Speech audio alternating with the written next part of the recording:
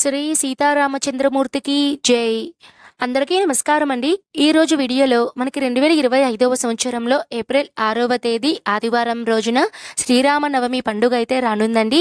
Already మన ఛానల్లో శ్రీరామనవమి పండుగ ఎప్పుడు వచ్చింది, తేదీ, తిథి వివరాలు, అభిజిత్ లగ్నం సమయాలు, అలానే పూర్తి పూజా విధానం, ఉపవాసం, నైవేద్యాలు, ఎలాంటి విధి విధానాలు పాటించాలి, ఎలాంటి పనులు చేయకూడదు అన్నీ కూడా ఆల్రెడీ మన ఛానల్లో వీడియో అనేది రీసెంట్గానే అప్లోడ్ చేశానండి. మీకు ఎవరికైనా సరే ఇంట్రెస్ట్ ఉంటే ఆ వీడియో లింక్ అనేది నేను ఐకార్డ్స్లో పిన్ చేస్తాను, అలానే డిస్క్రిప్షన్లో ఇస్తాను. తప్పకుండా మీకు కనుక ఉపయోగపడితే వీడియోని అయితే చూడండి.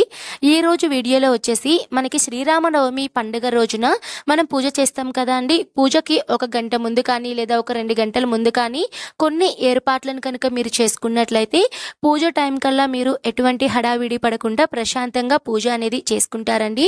ముందుగా అయితే ప్రతి ఒక్కరిలో వచ్చే డౌట్ ఏంటంటే, మనకి ఈ సంవత్సరం ఆదివారం రోజు వచ్చింది కదండి, మేము శనివారం రోజున ఇంటిని అలానే అంటే డీప్ క్లీనింగ్ ఉంటుంది కదండి, క్లీనింగ్ అనేటివి, అమ్మవారి అయ్యవారి ఫొటోస్ అనేటివి, పూజ గదిలో ఫొటోస్ అన్నీ కూడా మీరు తీసివేసి బొట్లు అనేటివి పెట్టుకోవచ్చా లేదా అన్న డౌట్ చాలా మందిలో ఉంటుందండి.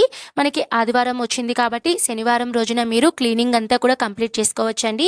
దేవుని పటాలను కూడా మీరు శుభ్రపరిచి గంధం, కుంకుమ, పసుపు బొట్లు అనేటివి పెట్టుకొని చక్కగా మీరు అలంకరణ అనేది చేసుకోవచ్చండి. ఒకవేళ శనివారం కుదరలేదు అనుకున్న వాళ్ళు శుక్రవారం మనం చెయ్యమండి, ఇలాంటి పనులన్నీ క్లీనింగ్ అనేటివి ఎక్కువగా చెయ్యరండి. ముఖ్యంగా దేవుని పటాలను అయితే పూజ గదిలోంచి కదపరండి. కాబట్టి ముందు రోజు గురువారం రోజునైతే మీరు క్లీనింగ్ అనేది చేసుకోవచ్చు. ఒకవేళ మీకు శనివారం రోజు కూడా మిస్ అయ్యింది అనుకున్నట్లయితే మీరు ఆదివారం రోజున శ్రీరామనవమి రోజున మీరు ఫొటోస్ని అయితే ఏం కదిలించకండి. మీరు ఏ మూర్తికైతే మీరు పూజ చేస్తారో ఆ స్వామివారి ఫోటోకైతే చక్కగా మీరు పూజకు ఒక గంట ముందు కానీ చక్కగా మీరు ఏదైనా ఒక వెట్ క్లాత్ తీసుకొని ఫోటోని అయితే తుడుచుకొని గంధం, కుంకుమ బొట్లు అయితే పెట్టుకోవాలండి. నేనైతే ఇక్కడ స్వామివారి ఫోటో అయితే తీసుకొని స్వామివారి ఫోటోకి చక్కగా నా తృప్తి కోసం నేను ఈ విధంగా గంధం బొట్లు అయితే పెట్టుకున్నానండి. ఇలానే పెట్టుకోవాలి అన్న నియమం అయితే లేదండి. మీరు ఎలా అన్నా సరే సింపుల్గా అయినా సరే గంధం, కుంకుమ బొట్లు అనేటివి పెట్టుకోవచ్చు. ప్రత్యేకంగా ఈ రోజున మనము సీతారామ స్వామి వారిని అయితే మనం పూజించాలి కాబట్టి నాకు తెలిసి ప్రతి ఒక్కరి ఇంట్లో కూడా సీతారాముల స్వామివారి పట్టాభిషేకం ఫోటో అయితే ఉంటుందండి. స్వామివారి ఫోటో ఉంటే తప్పకుండా పూజలో పెట్టుకొని పూజ అనేది చేసుకోండి. అలానే విష్ణుమూర్తి ఫోటో ఉన్నా కూడా మీరు అందంగా పసుపు కుంకుమలు అనేటివి పెట్టుకొని పూజలో అయితే పెట్టుకోవచ్చండి. ముందుగా మీరు చేయవలసిన పని ఏంటంటే, గుమ్మానికి మనము ఇరువైపులా మామిడి ఆకులను అయితే తప్పకుండా పెట్టుకోవాలండి. తర్వాత ఈ రోజున ప్రత్యేకంగా రామయ్య తండ్రికి ఇష్టమైనటువంటి వడపప్పు, పానకం, చలివిడి తప్పకుండా పెట్టుకోవాలండి. ఈ వడపప్పు, పానకం, చలివిడి అనేది మనం ఎలా చేసుకోవాలో ఇప్పుడు నేను తెలియజేస్తాను.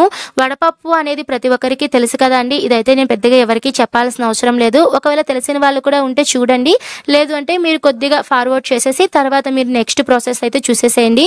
ముందుగా అయితే మీరు పూజకు ముందుగా ఒక గంట ముందు కానీ 1.5 అవర్ ముందు కానీ మీరు కొద్దిగా పెసరపప్పును తీసుకొని మీరు ఎంత నైవేద్యం తినగలరో అంత మాత్రమే మీరు పెసరపప్పును వేసుకోండి. ఎందుకంటే ఎక్కువగా అయితే మరి కొంతమంది తినరు, మళ్ళీ వేస్ట్ అనేది చేయకూడదు కదా అండి. కాబట్టి కొద్దిగా అయితే నేనైతే ఇక్కడ కొద్దిగా పెసరపప్పును తీసుకొని అందులో వాటర్ వేసి ఒక 2 సార్లు అయితే నేను వాష్ చేసుకున్నానండి. తర్వాత మంచినీళ్ళను పోసి ఒక గంట సేపు అయితే నానపెట్టుకుంటే సరిపోతుంది. గంట 2 గంటలు మ్యాక్సిమం అండి, అంతకన్నా ఎక్కువైతే ఏం అవసరం లేదు. తర్వాత అందులోని నీటిని గంట తర్వాత తీసేసి తర్వాత అందులో మనం ఒక బెల్లం ముక్కను పెట్టుకొని మనం విష్ణు స్వరూపంగా భావిస్తాం కాబట్టి మీ దగ్గర తులసి ఆకు ఉంటే తులసి ఆకును దాని మీద పెట్టుకొని మీరు వడపప్పును ప్రసాదం అయితే సిద్ధం చేసుకోవాలండి. తర్వాత పానకం అనేది ఎలా చేయాలో నేను చూపిస్తాను. ముందుగా అయితే ఒక బౌల్ కానీ ఏదైనా సరే ఒక గిన్నెని తీసుకొని నేనైతే ఇక్కడ ఇత్తలి బౌల్ అయితే తీసుకున్నానండి. మీ దగ్గర ఏది ఉంటే అది తీసుకోవచ్చండి. ఒక బౌల్ అనేది తీసుకొని అందులో కొద్దిగా బెల్లంని వేసుకొని ఒక గ్లాస్ నీళ్ళు అయితే పోసుకోవాలండి. తర్వాత బెల్లం బాగా కరిగిన తర్వాత మనము ఈ బెల్లం నీళ్ళను మనం ముందుగా వడగట్టుకోవాలండి. ఎందుకంటే కొన్నిసార్లు బెల్లంలో మనకి ఇసుక అనేది ఉంటుందండి. ఈ ఇసుక అనేది పూర్తిగా పోవాలి అని అంటే మనం బెల్లం కరిగిన తర్వాత ఆ నీటిని అయితే మనము వడకట్టుకొని పక్కన పెట్టుకోవాలి. తర్వాత నేనైతే ఇక్కడ ఒక చిన్న పానకం అనేది మీరు ఎంత చేసుకుంటారో దాన్ని బట్టి మీరు ఇక్కడ క్వాంటిటీ అనేది చేసుకోవాలండి. నేనైతే ఇక్కడ ఒక గ్లాస్ వాటర్ తీసుకున్నాను కాబట్టి 2 యాలకులను అయితే వేసుకున్నాను. మీరు ఒకవేళ చెమ్ముడు వాటర్ కానీ వేసుకున్నారనుకోండి, మీరు 3 కానీ 4 కానీ యాలకులు అయితే వేసుకోండి. నేనైతే ఇక్కడ చిన్న రోలుని తీసుకొని అందులో 2 యాలకులు అలానే కొద్దిగా సొంటి అండి. సొంటి అనేది మనకి ₹5 ప్యాకెట్లు అనేటివి అమ్ముతాయి. మనకి ₹5 ప్యాకెట్లో ఒక 3 ముక్కలు అయితే ఉంటాయి. నేనైతే ఇక్కడ ఒక ముక్క అయితే వేసుకున్నాను. మీ దగ్గర మిరియాలు కనుక ఉంటే మిరియాలు వేసుకోండి. నా దగ్గర అయితే ప్రెజెంట్ ఈ వీడియో చేసే టైంలో మిరియాలు అయితే లేవండి. నా దగ్గర మిరియాల పొడి ఉంది. అందుకని నేను మిరియాల పొడిని మాత్రమే వేసుకున్నాను. మీ దగ్గర ఉంటే ఒక 3 లేదా 4 మిరియాలను అయితే వేసుకొని బాగా మీరు దంచుకోవాలండి. మనకి పౌడర్ లాగా అయితే వస్తుంది. మరీ ఎక్కువ పౌడర్ అనేది ఏమొద్దు. జస్ట్ కచ్చాపచ్చాగా మీరు అది పొడి అనేది చేసుకుంటే సరిపోతుంది. తర్వాత ఇక్కడ మనం వడకట్టుకున్నటువంటి ఈ బెల్లం నీళ్ళల్లో ఈ యాలకుల పొడిని అయితే మనం వేసుకొని బాగా కలుపుకోవాలండి. తర్వాత ఒక హాఫ్ అన్ అవర్ వరకు మనం అలానే నానపెట్టేసి తర్వాత అందులో మనము కొద్దిగా తులసి ఆకును వేసుకొని మనం రామయ్య పూజలో అయితే పానకంను అయితే పెట్టుకోవాలండి. ఈ విధంగానైతే పానకం అనేది మేము ప్రతి సంవత్సరం కూడా రామయ్యకి అయితే పెట్టుకుంటామండి. తర్వాత చలివిడి. ఈ చలివిడి పిండి అనేది మనము 2 రకాలుగా అయితే చేస్తామండి. కొంతమంది ఏం చేస్తారంటే బెల్లంని పాకం పట్టి అందులో పిండి వేసి మేమైతే ఏ విధమైన పద్ధతిలో చేస్తామో ఆ పద్ధతి మాత్రమే నేను చూపిస్తున్నానండి. ముందుగా అయితే నేను ఒక 3 పిడికిళ్ళు పిండిని అయితే తీసుకున్నానండి. అందులో కొద్దిగా యాలకుల పొడిని అలానే కొద్దిగా బెల్లం ఎక్కువ అనేది తీసుకోవద్దండి. బెల్లం పిండి ఒకే క్వాంటిటీ అయిపోతే మనకి పిండి అనేది ఎక్కువగా జారిపోతూ ఉంటుంది. అందుకని నేనైతే ఇక్కడ ఒక 3 టేబుల్ స్పూన్లు బాగా బెల్లం తురుముకొని, లేదు ఒకళ్ళు తురుము లేకపోయినా సరే కొద్దిగా మనం బెల్లంని పొడిగా చేసుకొని ఆ బెల్లంని ఈ పిండిలో వేసుకొని మనం బాగా కలుపుకోవాలండి. కొద్దిగా నెయ్యి వేసుకోవాలి. మనం ఇందులో పాలను కానీ నీళ్ళను కానీ అయితే నేనైతే వేసుకోలేదండి. మేమైతే ఎప్పుడు కూడా ఇదే విధంగా చేస్తాము. ఈ బెల్లంని అలానే ఈ పిండిని కొద్దిగా నెయ్యి వేసుకోవాలండి. ఈ నెయ్యిని వేసుకొని నెయ్యి అనేది మనం ఒక 2-3 టేబుల్ స్పూన్ వేస్తే సరిపోతుంది. ఒకవేళ మీకు ముద్దగా రావట్లేదు, పొడి పొడిగా విరిగిపోతుంది అని అనుకున్నప్పుడు మీరు ఇంకొద్దిగా నెయ్యి అనేది యాడ్ చేసుకుని బెల్లాన్ని తీసుకొని పిండిని బాగా కలుపుకున్నానండి. వీడియోలో చూపిస్తున్న విధంగా బాగా కలుపుకొని ఒక ముద్దలాగా చేసుకున్నానండి. దాని మీద కొద్దిగా తులసి దళంని పెట్టుకొని పూజలో అయితే పెట్టుకున్నానండి. ఇవన్నీ ఈ ప్రసాదాలన్నీ మనము పూజకు 1 గంట ముందు కానీ హాఫ్ అన్ అవర్ ముందు కానీ మనం చేసుకుంటే పూజ సమయంలో మనం ఈజీగా ప్రసాదం పెట్టుకొని అయితే మనం పూజ చేసుకోవచ్చండి. తర్వాత ఈ రామయ్య తండ్రి పూజలో ప్రత్యేకంగా పిండి దీపాలను అయితే వెలిగిస్తారండి. పిండి దీపాలు ఎలా చేయాలో కూడా నేను ఇప్పుడు మీకు తెలియజేస్తాను. ముందుగా అయితే నేను ఇక్కడ ఒక 3 దోసిళ్ళు అయితే పిండి తీసుకున్నానండి. పిండి దీపాలు ఎన్ని పెట్టాలి అన్న విషయానికి వస్తే మీరు 9 కానీ లేదు 5 కానీ 3 కానీ కనీసం ఒక్క పిండి దీపం అయితే పెట్టుకోవచ్చండి. ఈ పిండి అనేది మీరు నార్మల్గా మిషన్లో ఆడిస్తారు కదండి, ఆ పిండినైనా తీసుకోవచ్చు. లేదు అని అనుకుంటే మీరు ఇంట్లోనే బియ్యాన్ని నానపెట్టుకొని తర్వాత జల్లిట్లో మనం బాగా పిండిని జల్లి పట్టి ఆ పిండితో కూడా చేసుకోవచ్చండి. నేనైతే నా దగ్గర పిండి ఉంది కాబట్టి ఈ విధంగా కూడా మనం చేసుకోవచ్చండి. బట్ ఫ్రెష్ పిండి అయి ఉండాలి. నేనైతే ఆ రోజు ఉదయాన్నే నేను పిండిని వేసుకొని అలా మిషన్లో నుంచి తెచ్చుకున్న తర్వాత నేను పిండి దీపాలు అలానే చలివిడి అనేది చేసుకున్నాను. ఇలా పిండి అంతా వేసుకున్న తర్వాత కొద్దిగా పసుపు కుంకుమని వేసుకొని అందులో పాలను అయితే కలుపుకోవాలండి. పాలను కానీ లేదు అంటే నీళ్ళను కానీ కలుపుకొని మనం గట్టిగా ముద్దలాగా చేసుకోవాలి. మీరు ఎన్ని దీపాలు చేసుకుంటారో అన్ని దీపాలను అయితే మీరు పక్కన చిన్న చిన్న రౌండ్లుగా ఉండలుగా చుట్టుకొని దాన్ని మీరు మధ్యలో కొద్దిగా గుంటలాగా చేసుకొని తర్వాత గంధం బొట్లు అయితే పెట్టుకోవాలండి. రామయ్య తండ్రి విష్ణు స్వరూపం కాబట్టి నేనైతే నామాలు అయితే పెట్టుకున్నానండి. మీరు నామాలు పెట్టుకోవాలంటే పెట్టుకోవచ్చండి. లేదు అంటే మీరు చిన్న పెన్సిల్తో కానీ ఏదైనా ఒక పుల్లతో కానీ మీరు శ్రీరామ అని కూడా మీరు రాసుకోవచ్చండి. మీ ఇష్టం అండి, మీరు ఏ విధంగానైనా రాసుకోవచ్చు. పిండి దీపారాధన అంటే విష్ణుమూర్తికి చాలా ఇష్టం కాబట్టి ఈ శ్రీరామనవమి రోజున ఎక్కువగా పిండి దీపం అనేది పెడుతూ ఉంటారండి. పూజ అంతా అయిన తర్వాత ఈ పిండి దీపాన్ని ఏం చేయాలి అన్న సందేహం చాలా మందిలో ఉంటుంది.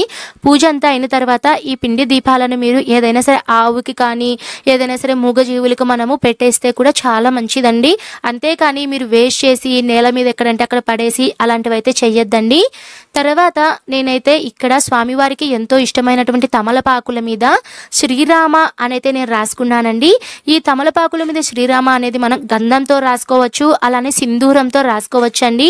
నేను ప్రతి సంవత్సరం కూడా సింధూరంతో రాస్తున్నాను కదా, ఈ సంవత్సరం నేను కొంచెం గంధంతో రాద్దాము అని గంధం అయితే నేనైతే ఒక చిన్న బౌల్లో చిన్న గిన్నెలో అయితే నేను గంధం వేసుకొని కొద్దిగా వాటర్ని కలుపుకొని మనకి కడ్డీ ఉంటుంది కదా అండి, కడ్డీ లాస్ట్ ఒక స్టిక్ ఉంటుంది కదా, ఆ స్టిక్తో అలానే కడ్డీతో మన కడ్డీతో రాసినా కూడా నీట్గా వస్తుందండి. కొంతమంది దూత్ పిక్స్ అని ఇలాంటివన్నీ వాడుతూ ఉంటారండి. మీ ఇష్టం అండి, ఏదైనా సరే కొత్త వాటిలతో కానీ మీరు స్టార్ట్ చేసినా రాసినా కూడా మంచిది.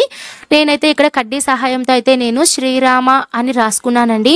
ఇక్కడ కూడా తమలపాకులు ఎన్ని పెట్టాలి అనే విషయానికి వస్తే 5 అన్నా పెట్టుకోవచ్చు, లేదు 9 అన్నా పెట్టుకోవచ్చు, 3 అన్నా, కనీసం ఒక్క తమలపాకైనా సరే మీరు ఈ రోజున శ్రీరామ అని రాసి పెడితే చాలా మంచిదండి. ఎందుకండి తమలపాకులే పెట్టాలి మా దగ్గర జస్ట్ ఈ రోజున ఏమీ కాదండి. శ్రీరామనవమి రోజున అలానే శనివారాలలో ఎక్కువగా తమలపాకులు మనము పూజలో కనుక పెట్టినట్లయితే మనకి ఏదైనా సరే రుణ బాధలు ఉన్నా, అప్పుల బాధలు ఉన్నా, ఆర్థిక సమస్యలతో బాధపడుతున్న వాళ్ళు తమలపాకులతో పూజ అనేది చేస్తే శీఘ్రంగా వాళ్ళకు ఉన్నటువంటి కష్టాలన్నీ తొలగిపోయి, ఆర్థిక సమస్యలు అవన్నీ తొలగిపోయి వాళ్ళు మంచి వృద్ధిలోకి వస్తారు అని చెప్తారండి. అందుకని నేను ఈ పూజలో శ్రీరామ అని రాసి తమలపాకులను అయితే పెట్టుకున్నానండి. పూజ అంతా అయిన తర్వాత ఈ తమలపాకులను ఏం చేయాలి అన్న సందేహం చాలా మందిలో ఉంటుందండి. పూజ అంతా అయిన తర్వాత ఈ తమలపాకుల మీద గంధం ఇవన్నీ ఏంటంటే మనం పూజ అంతా అయిన తర్వాత కొద్దిగా మనకి డ్రై అయిపోయిన తర్వాత ఆటోమేటిక్గా అది పొడిలాగా పడిపోతూ ఉంటుందండి. మీరు కొద్దిగా వాటర్తో అలా మీరు శుభ్రం అనేది చేసుకొని గంధం తిన్నా కూడా కొద్దిగా మనకి నోట్లో పడినా కూడా మంచిదే కదండి, అంత చెడైతే ఏం లేదు కదా. పూజ అంతా అయిన తర్వాత తమలపాకులు మీరు తిన్నా కూడా, నైవేద్యంగా తిన్నా కూడా మంచిదండి. లేదు మీరు తినలేరు అనుకున్నప్పుడు ఈ తమలపాకుల్ని మీ ఇంట్లో ఎవరైనా సరే పెద్దవాళ్ళు కనుక ఉంటే వాళ్ళకి ఇస్తే వాళ్ళు తాంబూలంగా కూడా వారు తింటూ ఉంటారండి. అంతేకాని ఈ తమలపాకులను అయితే వేస్ట్ చేసుకోవద్దు. ఒకవేళ ఎవరు తినలేరు అలాంటప్పుడు ఈ తమలపాకులను మీరు దేవుని రూమ్లోనే మీరు దేవుని దగ్గర పెట్టుకోండి. లేదు అంటే బీరువాలో కూడా మీరు ఎక్కడైనా సరే డబ్బులు పెట్టేటువంటి ప్లేస్లో కూడా మీరు ఈ తమలపాకులను పెట్టుకోవచ్చు. చాలా మంచిదండి. అంతేకాని మీరైతే వేస్ట్ చేసి కాళ్ళ కింద తొక్కడము అట్లా ఇట్లా అయితే మీరు చేయొద్దండి. ఈ విధంగా అయితే మనము ఇలాంటి పనులు అయితే ముందుగా చేసుకున్నట్లయితే శ్రీరామనవమి రోజున రామయ్య పూజలో మనం ఎటువంటి హడావిడి పడకుండా పూజ అనేది చేసుకోవచ్చండి. నాకు తెలిసినవి నేను చేసినవి మీకు చెప్పానండి. ఈ వీడియో మీకు ఉపయోగపడింది అని నేను అనుకుంటున్నాను. ఈ వీడియో కనుక ఉపయోగపడితే ప్లీజ్ తప్పకుండా లైక్ చేయండి, మరో నలుగురికి షేర్ చేయండి. అన్ని డివోషనల్ అప్డేట్స్ అన్నీ కూడా మనకి ఇన్స్టాగ్రామ్లో కూడా మనకి వీడియోస్ అనేటివి అప్లోడ్ చేస్తున్నానండి. అలానే ఫేస్బుక్ పేజ్, అలానే మనకి వాట్సాప్ ఛానల్ కూడా ఉందండి. అవన్నీ కూడా లింక్స్ నేను డిస్క్రిప్షన్లో ఇస్తాను. అలానే మన ఛానల్ లింక్ బయోలో కూడా ఉన్నాయండి. ఎవరైనా మీరు సబ్స్క్రైబ్ చేసుకోకపోతే తప్పకుండా సబ్స్క్రైబ్ చేసుకొని మీ సపోర్ట్ అనేది తెలియచేయండి. ఓకే అండి, నేను మరో మంచి వీడియోతో మీ ముందైతే ఉంటాను. సర్వే